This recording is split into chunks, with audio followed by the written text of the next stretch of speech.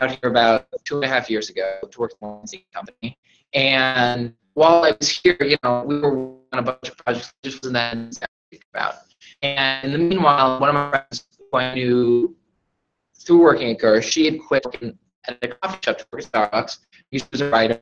She felt like she wasn't, the industry was sort of crushing creativity. That's something that I have to say. I do think that's a real toxic element of business. And I think that's one of the great things about getting to be in New York is there's kind of a purity to it, right? Where right now you see it's mostly the writing and what you see on TV and what you see in the movies, and obviously what you kind of see happening all around here at Steiner, but for the most part, you're not besieged with kind of the derivative nature of people talking about, oh, I just got somebody talking about the cellmate writers that I have who have moved to LA or who are out in LA, and I'd say it's about 50-50. They're a little bit more attuned to the industry and to how it works, and I think it hurts them because it makes them a little bit more, it makes them worry, well, why can't we get it on my script so-and-so, or why can't we do this, or why is this actually perfect for it? And there are a variety of reasons why, but for me, what's most important to them is let me do the strategy and let them work on the scripts.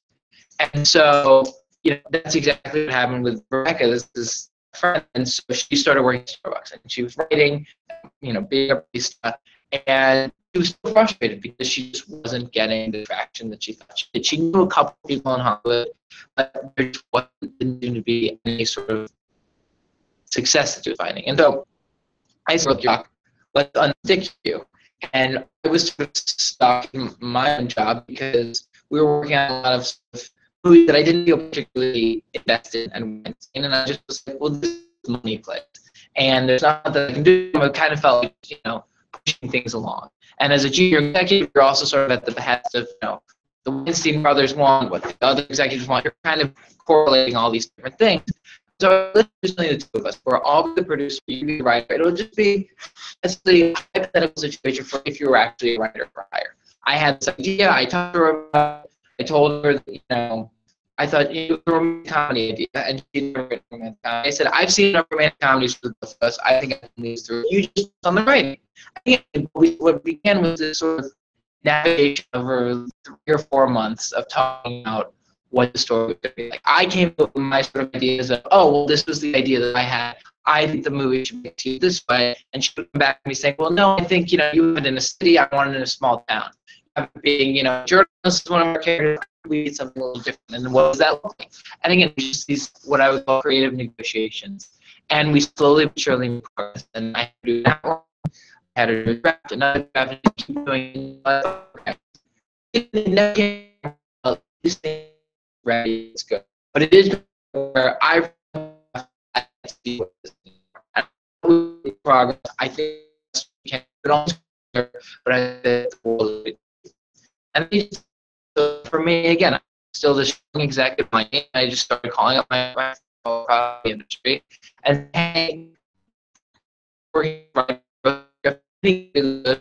know anymore. Let me know anything, but I'm trying to get a representation. It's just, if you can't get past the first 20 pages, just let me know. I'll figure out something to tell you. And what happened was people loved it. And it wasn't just because she was a writer, although most of it, but it was also because the script wasn't too long. And so they could look at it and they opened it up and they saw, okay, it's like 104 pages. That's not bad at all. And so they get the first 20 pages and they say, okay, I'm a little curious. I'd read a little bit more. I'm a fifth of the way done anyway. And they kept kind of reading and you kept guessing, but you sort of gave them the shows they familiar with, and you just kind of, we orchestrated this thing that I thought engaged people's interest for 104 pages. And it got her an agent, got her a manager, got her on the blacklist, and it got her career. For her to choose which now I'm the project, and we're trying to put it together. If it ever becomes a movie, that'll be just icing on the cake. More to see that she had the job to make it. It's about finding the right things to write. And so that was also kind of a wake-up call from where I thought, okay, I can continue to sort of say away these projects I'm not particularly engaged in, or I can try and venture out. And I sort of had this idea to start my own management company and start doing this with writers, particularly writers in New York. And I just immediately saw how difficult that was going to be.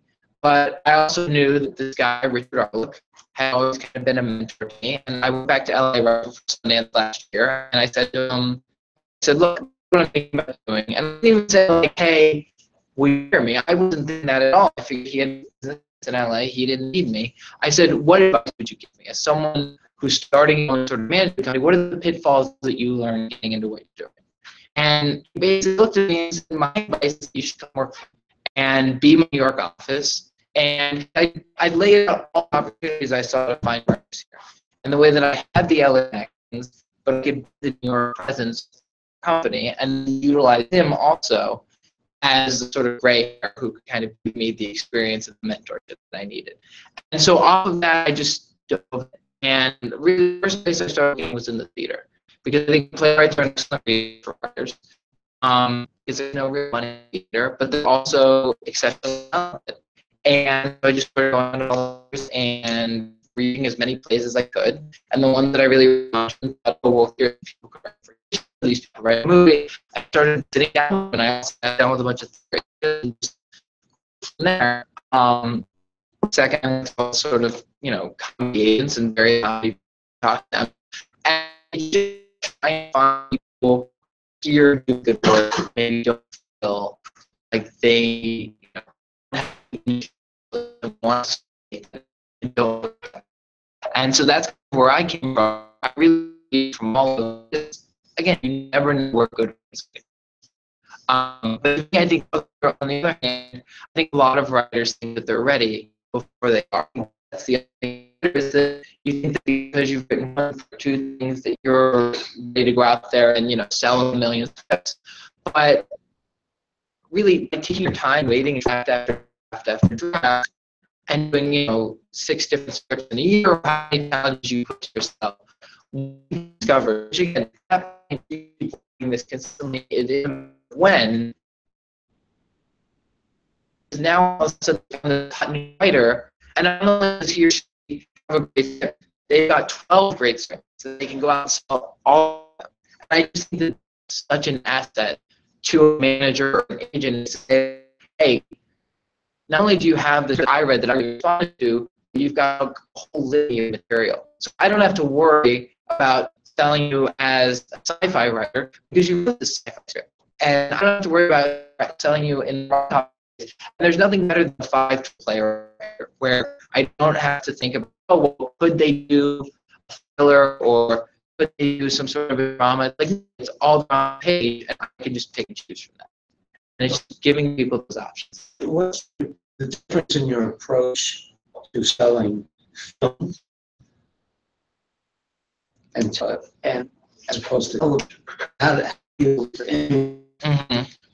because we have a lot of TV writers, and I keep telling them that this is a two-way street, and if you can television, you should. So, I mean, I think if I've read a really interesting feature screenplay, I tell them write a pilot. And if they've read a really interesting pilot, write a screenplay. If I send a pilot to producer, then they look at that and they see, oh, I can write for TV. But they also might want to know, hey, we have this feature project, can they do this as well? And it's just about giving as many options as possible. And again, I think a lot of people, and particularly a lot of writers, see the renaissance of film and television. It certainly doesn't exist, and they see that, okay, there's a new shows on television. Each of the shows has at least, let's say, 8 to 10 people in a writer's room. So that's 8 to 10 spots. But the problem is it's never simple. And I think in a lot of ways it's easier to get work as a screenwriter because there's so much that need adapting or articles that have been optioned, and they're all rewrite jobs that need to be had. That studios are looking for just, I would say, baby feature writers, as networks are looking for baby TV writers. And the problem in television is that everybody's looking to fill some sort of a quote. And so there's this idea of, oh, well, we have X number of staff spots, which is the first level of TV writer. we want to give one to our assistant who came over with us to the show, or we want to give one to this, we have this diversity spot, but we only have it for this type of, whatever it might be, that, again, it's such a thin needle. You don't know. Whereas the feature space, they need someone who can get this job done. And they have X amount of money to spend, so they're going to go to X level of writer, and just find which opportunity is best. So I want to give people as many as possible so that I can go out and set them in those spaces. And I do think that, again, it's such a blur right now. We see people crossing over into both meetings, that there's no reason why you shouldn't have the ability or have the samples of both. And it's also that you send each to somebody and writing sample.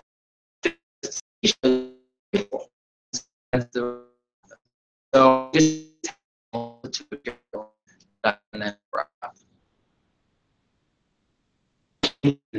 that was speak to that, if you will, because I always tell them I think who will be a better writer. It may end up developing your books. Yeah, I would say example is in LA, all my friends work in the industry. And that's great. I'm still friends with them. I'm still very close. We still do this all the time. But what I love is that my friends work in a whole host of areas. They work in finance, they work in culture, they work in all these different. So just for me, as someone who wants to work with storytellers, it's just constantly giving me ideas. You walk down the street and you see all sorts of characters and you think about, well, what would a show look like? What would a movie be? And everyone's in their cars. It's a lot more isolated. And again, I can't emphasize enough that there's such a focus on the industry, which that's completely different from movies or TV themselves. Just is the culture of Hollywood. Yeah. Well, what kind of work? Huh? What kind of work? Because writing, everyone else you talk to said, yeah, go to LA to get work. Yeah, you're New York-based writers. What other than writing, obviously, what are they? They're writing, and so the idea is I can tell them they're in New York because no one's saying, hey, where do they live? They're saying, hey, what do they write? And so it's they go to a meeting with a producer, they hop on and they also come up to their that's still a very they're bringing in people here. So that it's can be better. Also, still to and notion is being a New York writer and two shows or projects that are here. But when I'm bringing a playwright who won the Pulitzer for his play Rabbit Hole, and he's incredibly nice, really smart guy. And I just sort of thought the way that he ran his business was brilliant. He lives in Brooklyn, on his plays, and then he's hired for various studio assignments, and he flies out for the week. They put him up in a hotel, they get a car to drive him to meetings, and then he flies back and he gets things to do. He talks to the executives about the project, and then comes back and works on it. Now, obviously, he's one of Pulitzer Prize. It's a little bit different from his side of things, but that happens. We have 2 Pulitzer Prize. Oh, okay. Well, good. But I do being able to put your work together in a way that suits you, and that's really it's about putting the industry in a way that makes sense to you, and not you feel you've been. What's the wrong? Nobody knows anything. So there's a lot of big writers. There's a lot of big people that live in New York because like free.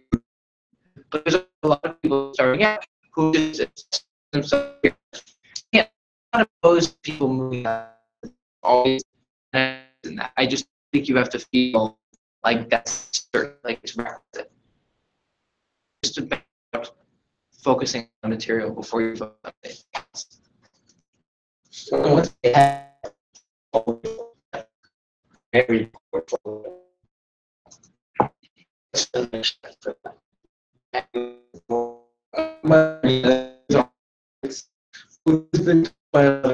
Also,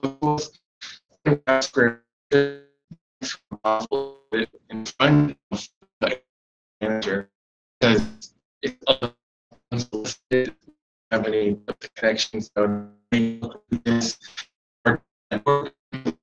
did our thank you for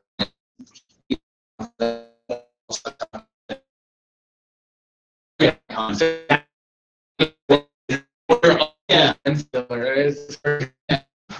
I put a lot of stock in my questions. Because I don't know. I think actually I know people who participate, right? And even something like the nickel stuff, which is probably the most prestigious of all, it's still very. I've read, the nickel fine out, right? It would be our job to sort of go through all 10 or 12 of them and read them all. And as often as we would read stuff and say, okay, this is good, also says it's like garbage out of this far. And I very rarely read anything that I was like, this is absolutely gross. This is, standing out alone. And I just think that, again, part of that's the capitalist part of the industry. I don't think it is, it's not the more nonprofit, it's that people don't want this bad, but it's a good script. It would get in the right hands. And how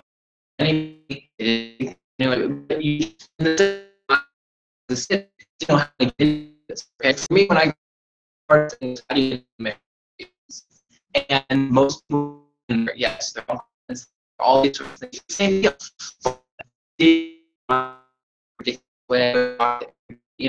Someone comes up with their second law, and promise you, if you've written that actually,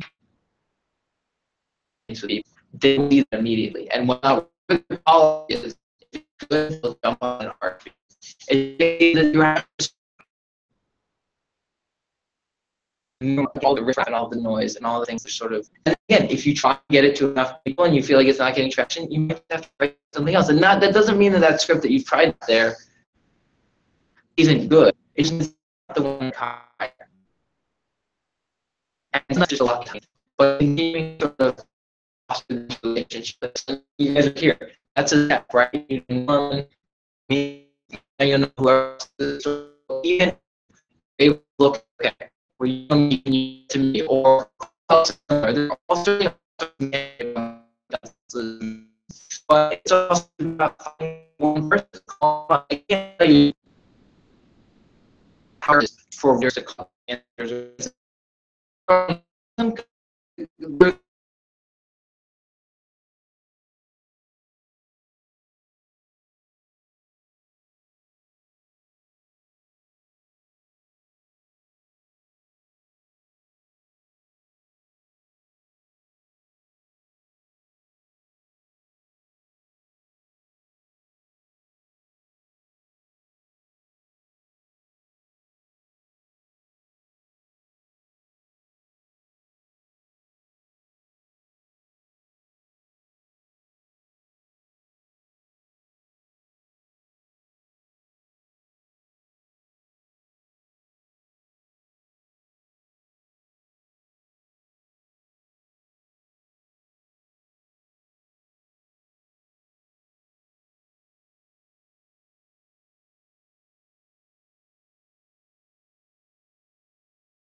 they're all shaking and you don't know who they are, what's going to if you want to make a personal connection and say, hey, can I just have 5 minutes to ask you a little bit about your business? Or hey, I've looked at your client and I think that your writers are similar to the I think it's you ask enough questions when you get to the bottom of it. And I just persistence is key.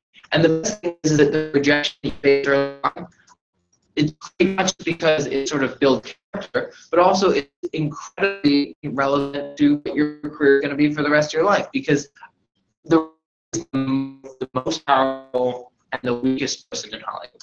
The most powerful, everybody has to win on you. Anything without material, and particularly without good material. Actually, hired for producer, sell things to studio. So it's all contingent on the writer making that happen. Once that's happened, oh, we're done with it, we just agree with you. But there are so many instances where I've had writers who are great meeting producer and say, hey, give me this idea, or hey, write an outline for it, whatever. And they send it and it goes to a voice for a month, 3 months. And it's like, here's somebody who has representation, who has traction. What a great meeting where the producer said, hey, I'm really interested in this, make this happen. And then they still end up waiting. They still end up wondering the program. They still get rejected. They get all the way to the finish line where they've come to a network, to whatever it might be, and when they're on the press, where they go sell to a studio and then go all around town to every network and they say, this is one of the best we've ever written, it's one of the best pitches you've ever brought to us. And they say, but we just keep buying. And so I do think that any rejection that you get, it's just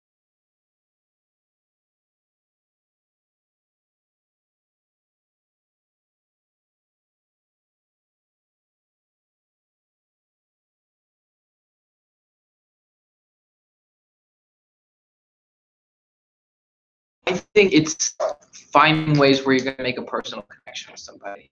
I think so that means that you've got 3 or 4 people who actually you vibe whether you think their class is simpatico. I would do that, but I think, again, I'm going to know if you sent other people, but I am going to know if you sent me a form letter where you didn't even spell right and you gave the same blurb that has nothing to do with my business. So I just think it's about trying to remember their person. That they have a lot of other things that they're doing time. You have to be respectful, but also that you're a person, you're a writer, and you're trying to offer something. You have value. And so don't discount that either. Don't think about, oh, well, they just have so many choices. They don't have choices of good writers. So honestly believe that you're talented and you have mistakes, then take some stock in your work too. One aspect of the script that gets you is I love the story is what gets you nuts. Members. Yeah, the grant is really it's excited that I things like that. But I also think that if the script is good, usually the script already isn't good. And there's the typos or and it maybe they don't care about the script. And I think that here's the thing: you go through your script 3 or 4 times when you feel like it's right, fine tune and after the people proofread and doing all that sort of stuff, you have it there. But it's still much about it's never one that really in the end. But that whole combination of things that really can tell from I don't know the first few years. I mean, I've read scripts just come blindly said, and they're putting it that and the rest of the script might be messy, but I know that the way that they sort of look is so evocative. I think this writer had talent, and it was about sort of taking around and saying, okay, how do we make writing like this? How do we streamline this so people see this type of writing all throughout? And it's breaking it down and building it back up. But it has to be really good from the start.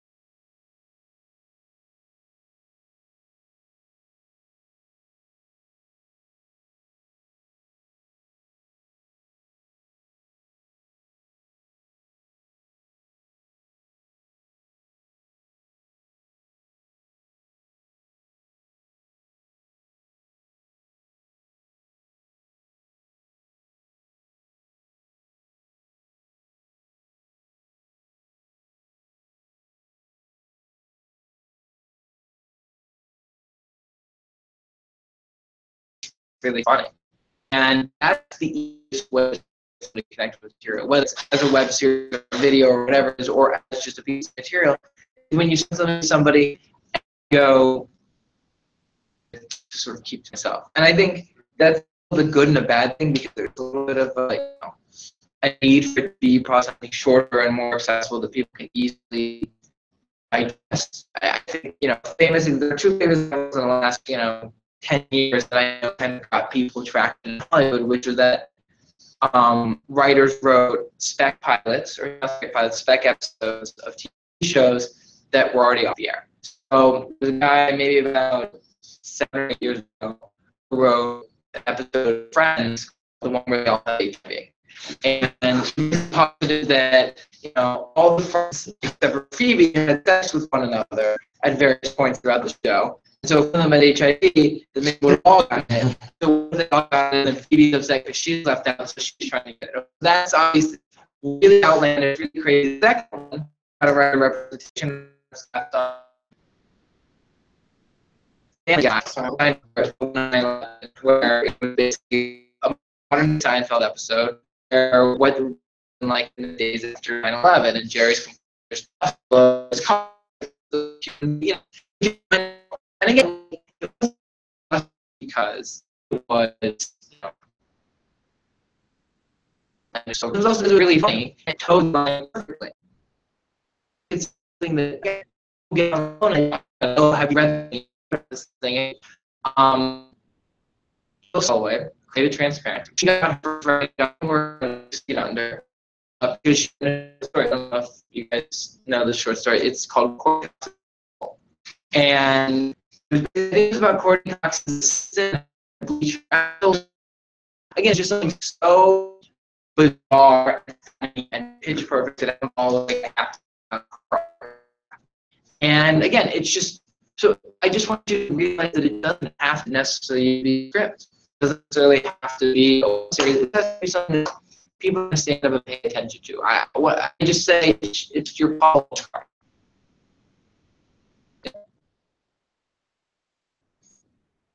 Yeah. Any like lines, genres, tropes that you just see too much of in scripts that you've been reading? Like, is there a trend that just needs? Well, it always changes. What happens is that something that like right now there's everything John Wick, right? Like John Wick or John Wick. I feel like eventually get yeah. Yeah, I just think there's market or movie or script as it's that or it's that Right. where John Wick whatever. That was I think that I mean I think that's as and not trying to be things are the best and I just think I should be able to try and focus then you kind of surround with complexity supposedly. And I think about I love a lot of like action that came out because they were just basic and fucking cop movie or sort of it's criminal. I'm like there you go. They got trade. There's and then through that to create more. And I think when him and is such a great idea because it's so simple. It's minimum and ever really be friends or just get involved. Let's just explore these two great characters over a series of 15 years. Do you yourself enjoy reading a certain genre? Right. I can see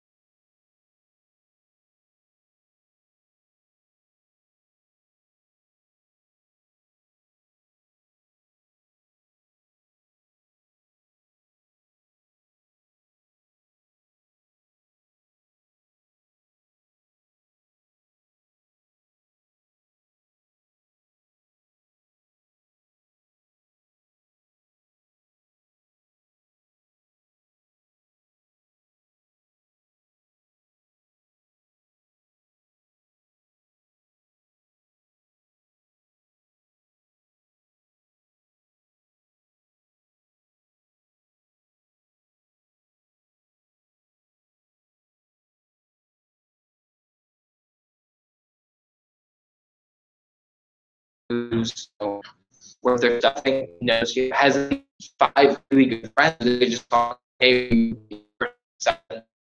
and then outside, hope that you have enough pace when you send this thing. Really invested. But it's really just about having people. And I just think it's about feeling, like you're surrounded by those people who believe in you. Yeah, I think the big cities are much more into packaging. Some are better at service, but simply when you're starting, it's about that individual person who you call and talk to about stuff, who's going to update you with your material. And I think that's any level.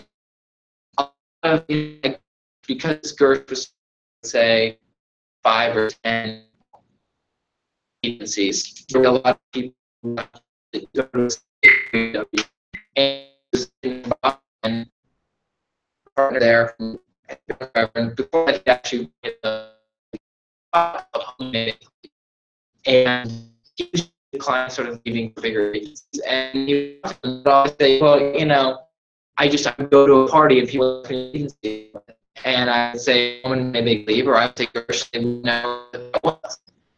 And so Bob would say, well, just tell them every day, like, fuck right there, where you what matters is that you look like you're free. And so the agencies, and they kind of, I think, like, I think you guys know wherever Bob Holmes is found him very early on, sort of an actor. And I remember being in the mailroom, we held our documentary, the car, and river, and seeing the talent he was, and how much blood and sweat into build his career, right? When nobody knew him other than, like, a day player on SI or whatever. He wanted to write together, the sort of had, and after that, he said, I'm guessing his logic was, okay, well, Bob, directors, I'm more of a writer-director now. Right, I'm going to go to an agency. It's going to be, I'm sure that was CA pitched into it. And it's very, because I don't know what CAs do with them. At CA, when they have directing assignments like the studio's about, they have so many people to choose from. Whereas, is that, it's been a long time girl. It's probably the only sort of movies that just want to do for, sort of 15 years. And, I'm sure that if movies start rolling, they're and they're she's taking care of, even if she's maybe in the top 100 stars in Hollywood, she's the number one. She's the one with that. I think it's just about, people you actually know and you feel like support both when knowing.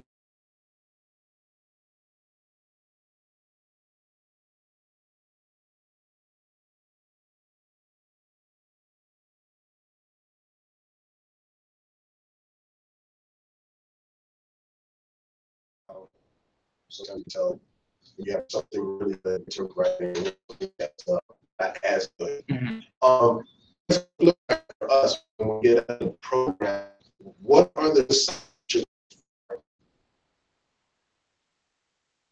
away from?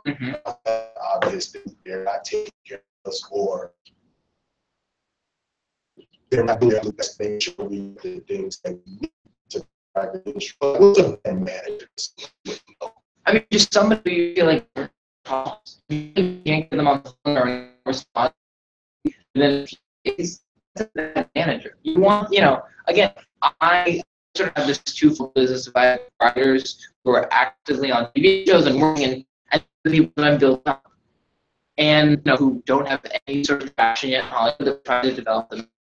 It doesn't matter. I treat them all equally because I believe in each of them in the same way. I'm just as excited about each of their writing, and I want to help them as best I can. And so that might mean that you have a 2-minute call with the writer who's down on a network TV show, and then an hour and a half call with the writer who's working through a script that we're trying to, get ready to introduce to the industry. And that might be the exception, but if you can't get them to just even have a minute-long phone conversation where I find with a new client, of where I'm going to how I'm going to set it down, what I'm expecting for. I talk to the what can sort of what I can. I don't have to do the script. We didn't get out.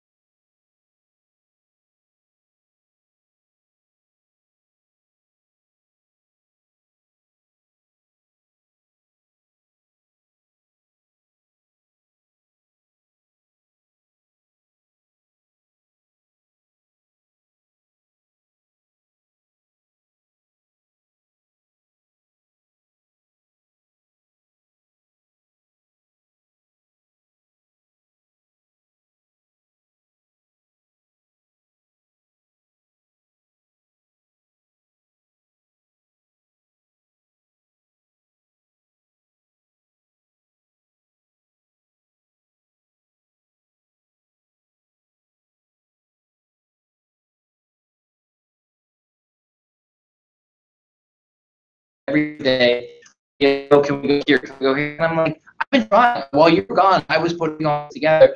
This is the place I sent it to. Now you're back and you so want to get back into it, but you can't bother me every day, particularly when you just decided not to. So I think it's about something perhaps you want to know about that. You should sort of talk to them about anything you're thinking or just sort of idea them, and but also make sure that you're more respectful. Yeah. When you take someone on, what's the in terms of it's going to take? I usually say 3 to 5 years. Okay. I don't even ballpark it because, again, you just never know. I've certainly had people who have found instantaneous success, and I've certainly found people, and that's not to say they're talented, right? None of that has to do with their degree of talent.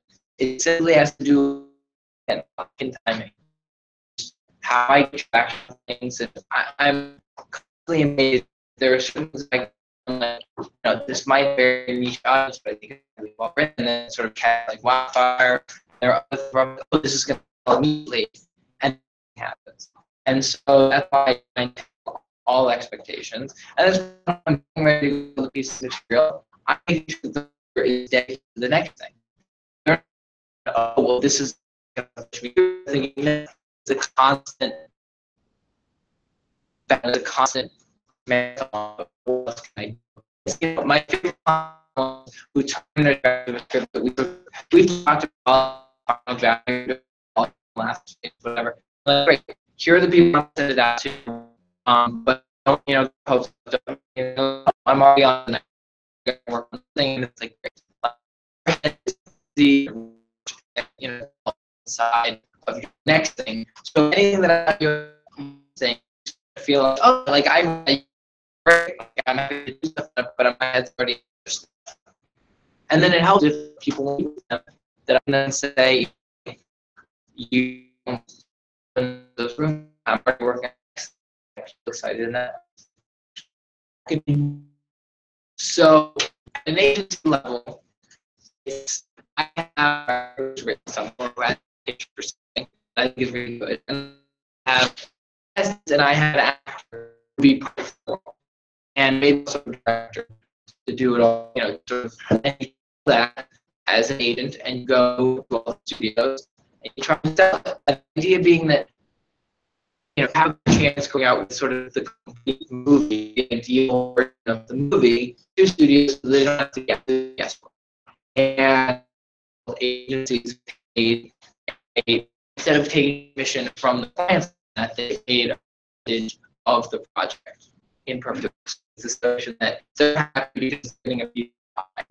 And because they're getting fully put the hopefully and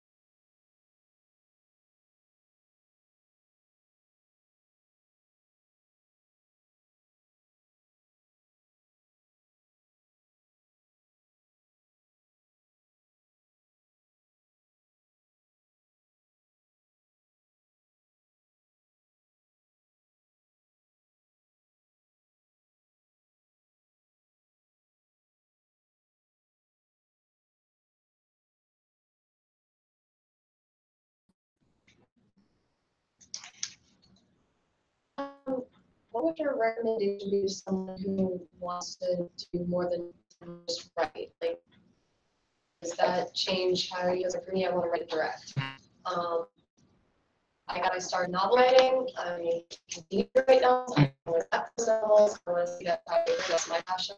Right. So like, use myself as an example. Would I tailor the kind of like agencies that I approach based on like their portfolio, people that they work with? Would I focus on someone who could help me develop the writing, because that's the foundation for the entire project? You're going to get a lot more traction as a writer than as a writer-director. Because, again, you just talked about all the different material that you have to show for writing, but you probably don't have as much as a director. Unless you go out and get something made, then people see you as a director. They're like, oh, yeah, we're hiring specifically because this shows your director jobs. They're not going to think about you as a director. And the only way to do that is continue to get Taylor Sheridan way. He wrote a couple scripts that he demonstrated his strength as a writer, and then finally he was able to say, this is the one I want to make my writer debut. And someone that happens in television all the time, where you're a writer of TV, and you finally say, okay, but next season I want to direct an episode. And that's the way to get traction, is that you kind of have demonstrated your story structure that kind of interests you to try and direct the so you can know something completely different and then look for that. But it's very, even if I feel like being a director writing, that's incredibly hard. And I think it's probably a little easier as a writer-director, but if you've written a script that people are interested in and they say, hey, we really want this, you got to figure out, well, how much do they want? Do they want enough they'll pay you much money for it? Do they want enough they'll pay much money and that you direct? I mean, it's just how engaged. Yeah, but even before that, the determined that was really him saying, or that was the movie made. He tried stuff before, but it was that I'm going to show that I have the goods. You can write stuff, but all as a director, I can do that.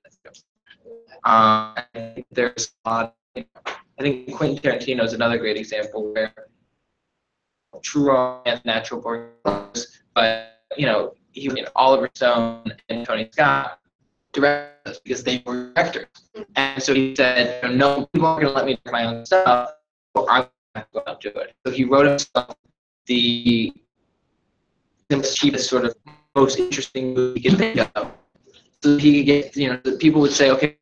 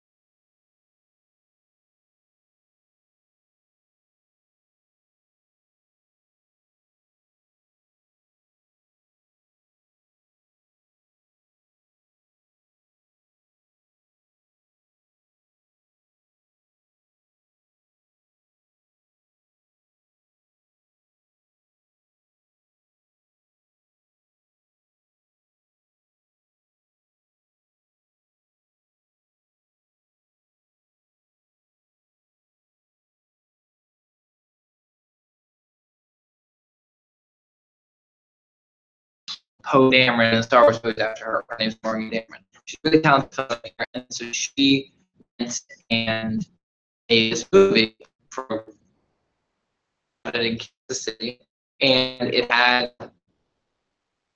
tracks that it wanted on the festival circuit. And so it needed a distributor, and so she's four-walled it in a bunch of AMC theaters actually this weekend. I'm going to a screening of it tonight, but it's this idea that no one lining up to offer her the next movie, and so she's gonna have to kind of do the whole thing over again. And it's just like it's such a time just to get a movie. It doesn't mean that the movie meant it. And when you look at the film, there's a bunch of films that are like that, get trashed at film festivals. There's what we were talking about. I'm trying to remember which one. I can't remember. Was it originally one of the A lot of money now, but it was a studio movie, and it also nominated for Oscars. So it wasn't a movie just like was totally off the radar, right? And even the movies, I would say a good example of a movie is Ryan Johnson, which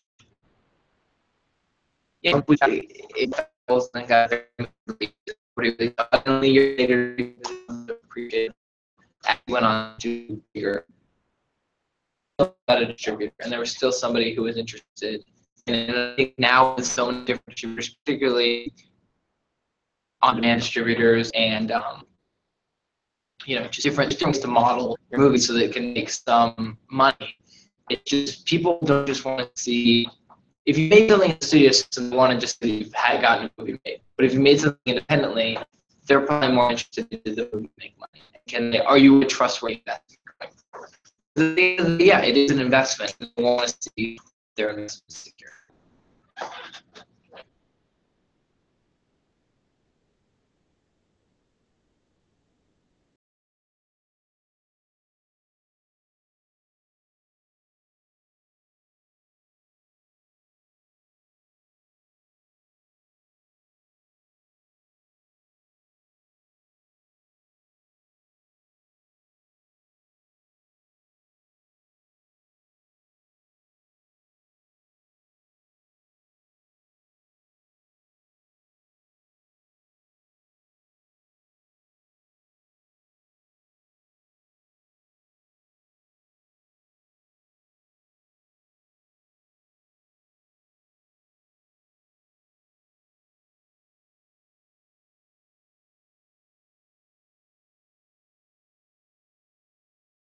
you've written 5 pilots or screenplays.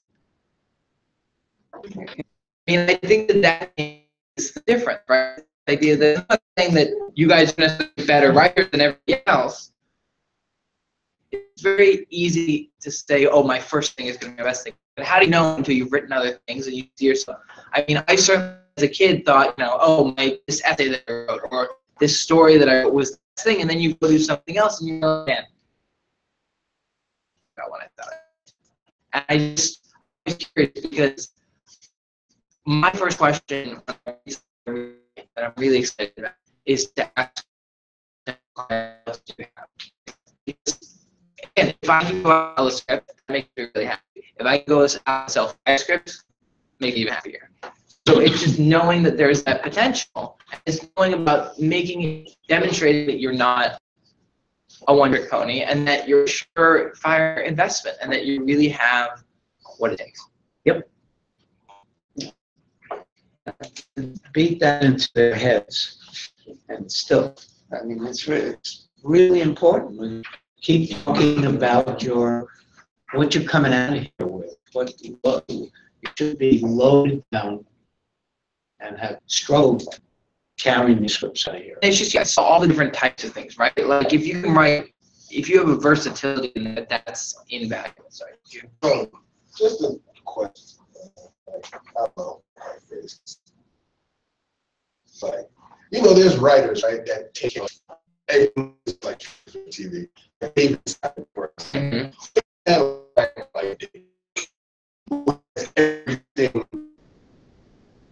ready, I guess. Or he has like the entire first season, mapped out.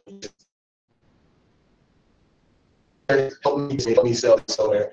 Is that in my head sounds easy? That legwork, I guess, has been done, or it's like on its way. How is that?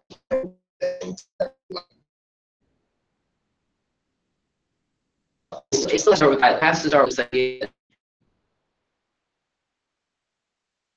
Before I can actually see somebody, I had them read this pitch.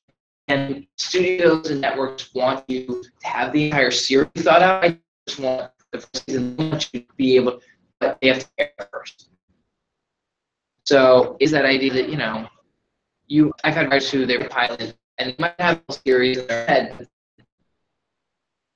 You go to pitch or they read it, it's like, it's about qualities and whatever it is, it's all changed. So, and we create that.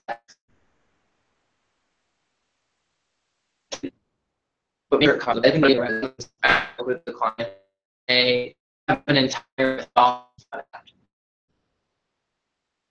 And so when I'm reading a piece of a huge puzzle, and there's a lot of revelations, they're going to the audience will look for, but there isn't enough on the page.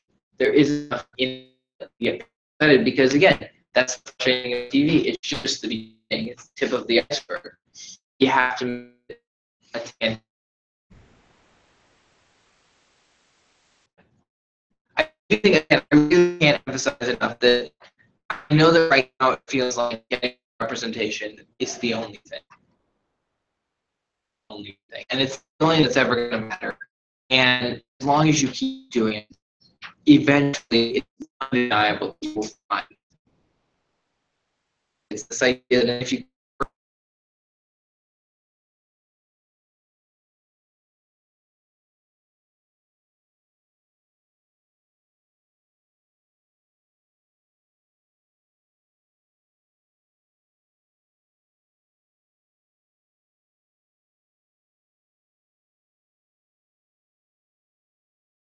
Willis's answer. Bruce Willis attached himself to make the movie. The movie never happened, he got a screenwriting career. Or it's you just hear all the stories about people. So I guess the two things are you can either work in the industry, figure out, okay, how the industry the difficult industry jobs for 60, 80 hours a week, and so by the time you come your class, you don't have time to write.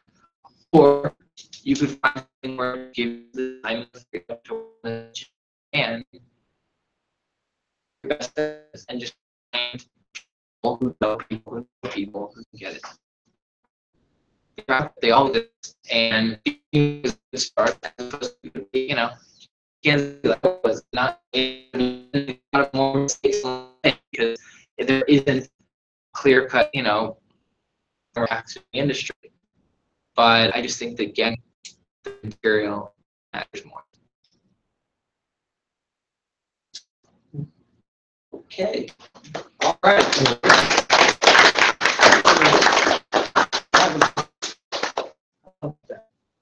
So, yeah. Thank you so much.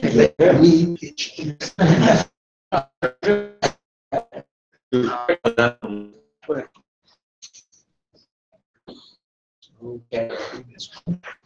Oh, good. So I'm going to say you three guys are going to talk first. It's short jack.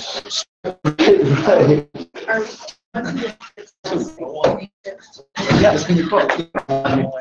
Some set them. Oh, yeah.